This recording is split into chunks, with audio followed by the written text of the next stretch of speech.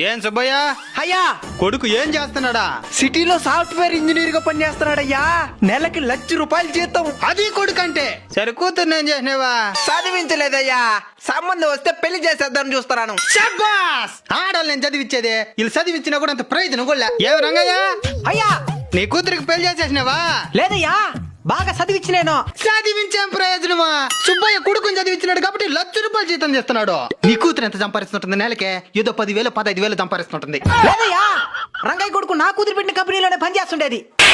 మరి చిన్న కూతురు కన్నా పెళ్లి చేసేసినావా? లేదయ్యా, చిన్న కూతురికి చదువు సరిగా అబ్బలేదు, కానీ క్రికెట్ బాగా ఆడుతుందంట. సరే నేర్చుకోమని పంపించిన. ఇప్పుడు నీ కూతురు కదా క్రికెట్ ఆడి మన దేశానికి ప్రపంచ కప్పు దేబోతుందా? నా కూతురు తాగపోతే ఏమయ్యా, నా కూతురు లాంటి వాళ్ళు ఆల్రెడీ తెచ్చినారు కదా. అవును కదా. ఈ రోజు వాళ్ళ తల్లిదండ్రులు కూడా మీలాగే అనుకోని ఉంటే ప్రపంచ దేశాల ముందు మన జాతీయ జెండా గర్వంగా ఎగిరేది కాదు కదయ్యా. ఆడదాన్ని అలసి